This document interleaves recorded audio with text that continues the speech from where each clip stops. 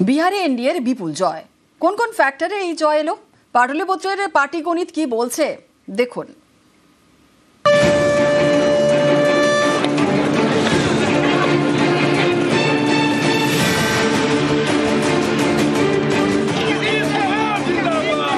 বিহারের ভোট মানেই জাতপাতের অঙ্ক, কিন্তু এবার সে সবকে পিছনে ঠেলে মহিলা ভোটই বড় ফ্যাক্টর হয়ে গেল। মহিলাদের সমর্থনেই এনডিএ রথ ছুটেছে ঝড়ের গতিতে। গতবার মহিলা ভোট পড়েছিল 59.69%, এবার সেটা এক ধাক্কায় প্রায় 12% বেড়ে 71.6%। এবার পুরুষ ভোট পড়েছে 62.98%, মহিলা ভোট প্রায় 8% বেশি, 71.6%। ভোটের ফলেই স্পষ্ট, এই মহিলা ভোটারদের বেশিরভাগেরই সমর্থন পেয়েছে এনডিএ।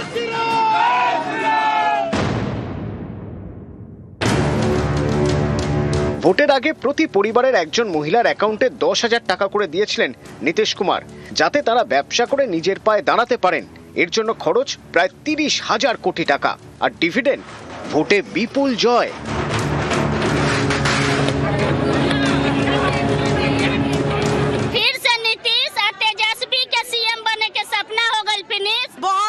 बहुत अच्छी सरकार हम लोगों ने चुना और ये विकास की जीत है, ये महिलाओं की जीत है। রাজনীতির সমীকরণে বিহারে মূলত 6টি অঞ্চল, এক এক জায়গায় এক এক অঙ্ক, সব অঞ্চলেই বাজিমাত করেছে এনডিএ। তিরহুত মূলত এনডিএর গড়। ভোটের ক্ষেত্রে ধর্ম এখানে ফ্যাক্টর। 900 কোটি টাকা খরচে এখানে সীতা মন্দির বানাচ্ছে মোদী সরকার। গতবার এখানে 18 আসন পেয়েছিল মহাজোট, এবার তাদের থেকে 14টি আসন ছিনিয়ে নিয়েছে এনডিএ। মহাজোট কমে হয়েছে 4 আর এনডিএ বেড়ে 45। ধর্মকে সামনে রেখেই মিথিলাঞ্চলে বরাবর ভালো ফল করে এনডিএ। গতবারের তুলনায় এবারের ভোটে মহাজোটের থেকে 8টি আসন ছিনিয়ে নিয়েছে এনডিএ। এবারের ভোটে মিথিলাঞ্চলে মহাজোটের আসন কমে 9 এবং এনডিএর আসন বেড়ে 41। এসআইআর এর প্রভাবে মগধে প্রায় 3% ভোট বেড়েছে। শুধু পাটনাতেই ভোট বেড়েছে 1 লক্ষের বেশি, যার পুরো লাভ পেয়েছে এনডিএ। গতবার মহাজোটের জেতা 20টি আসন এবার ছিনিয়ে নিয়েছে এনডিএ। মহাজোটের আসন এবার কমে 10 আর এনডিএর আসন বেড়ে 37। সীমাঞ্চলে গড়ে 50% মুসলিম। আসাদুদ্দিন ওয়াইসির মিম এখানে বড় ফ্যাক্টর। বিহারের এসআইআরে এখান থেকেই সবচেয়ে বেশি নাম বাদ গিয়েছে। এই সীমাঞ্চলে বরাবরই ভালো ফল করে আরজেডি, সেখানেও এবার তাদের ধাক্কা দিয়েছে এনডিএ। গতবারের তুলনায় এবার এনডিএর কাছে 2টি আসন খুইয়েছে মহাজোট। এবারের ভোটে সীমাঞ্চল থেকে মহাজোটের মাত্র 5 আসন আর এনডিএর আসন বেড়ে 14। ভোজপুরের জাতপাত ফ্যাক্টর, সিপিআইএমএল ফ্যাক্টর। গত বছর মহাজোট এখানে ভালো ফল করে, কিন্তু এবার এনডিএ মহাজোটের ভোট ব্যাংকে থাবা বসিয়েছে। 28টি আসন মহাজোট থেকে চলে গিয়েছে এনডিএর পকেটে। ভোজপুর থেকে মহাজোটের প্রাপ্ত আসন এবার 6 আর এনডিএর আসন বেড়ে 39। অঙ্গপ্রদেশ মূলত এনডিএর ঘাঁটি। এবারের ভোটে কোনো মতে একটি আসনে অস্তিত্ব টিকিয়ে রেখেছে মহাজোট। তাদের 8 আসন ছিনিয়ে নিয়ে এনডিএ এখানে 26। নিউজ 18 বাংলা। এসআইআর এর পর বিহারে বিধানসভা ভোট। ইভিএম খুলতেই এনডিএর দাপট। পরের বছর পশ্চিমবঙ্গে বিধানসভা নির্বাচন। অনেকের মতে এই ভোট জিততে বিজেপির বড় হাতিয়ার এসআইআর। পাল্টা আসরে তৃণমূলও।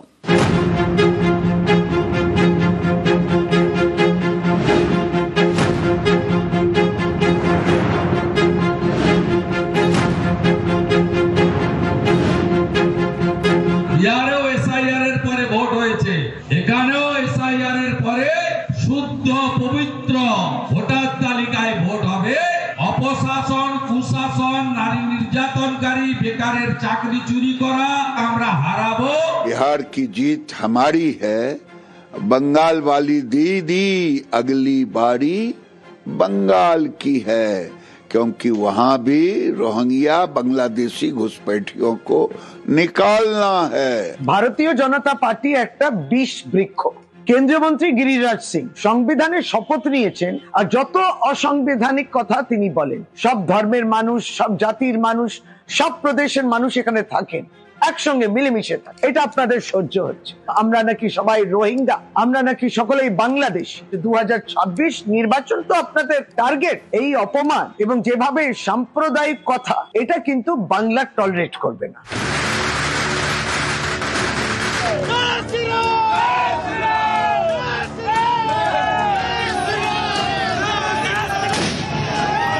এসআইআর ভোটার তালিকায় নিবিড় সংশোধনের পরে ভোট হয়েছে বিহারে।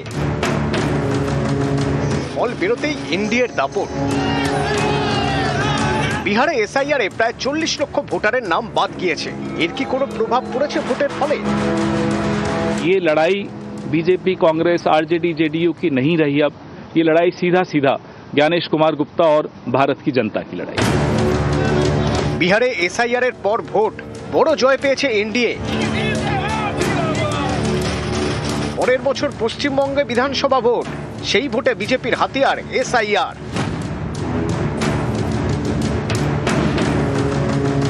व्यापक व्यापक व्यापक गेरुआ झड़। बिहार का जीत हमारी है, आप बंगाल का बारी है।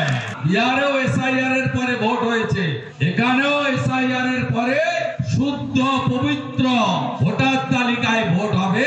অপশাসন, কুশাসন, নারী নির্যাতনকারী, বেকারের চাকরি চুরি করা আমরা হারাবো, পরিষ্কার করব পশ্চিম বাংলায়। 2021 নন্দীগ্রাম যা করেছে 2026 গোটা বাংলা তাই করবে। খুব স্পষ্টভাবে বলে রাখি, বিহারের ফল যাই হোক, দয়া করে কোনো কষ্টকল্পিত তুলনা বাংলার সঙ্গে করতে আসবেন না। বিহারের ফলাফলের বিন্দুমাত্র প্রভাব বাংলায় পড়বে না। আপনারা এসআইআর বা এই ধরনের যা ইচ্ছা চক্রান্ত করতে পারেন, এখানে বিজেপি মানুষের দ্বারা প্রত্যাখ্যাত। বিজেপি যে নেতারা বিহার দেখিয়ে বাংলা টেনে সকাল থেকে মন্তব্য করছেন, তারা অকারণ পরিশ্রম করছেন। বাংলায় পড়বে না। বাংলায় তৃণমূলের পাশে মানুষ ছিলেন, আছেন, থাকবেন, এবং বিজেপি এখানে প্রত্যাখ্যাতই থাকবে। বিহারে এসআইআর সম্পন্ন হওয়ার পরও কোনো কমপ্লেন ছিল না, এখনো কোনো কমপ্লেন নেই, আগামী দিনেও হবে বলে আমার মনে হয় না। এসআইআর একটা রেগুলার প্র্যাকটিস, তো এতে মানুষকে ভয় পাওয়ানোর কিছু নেই।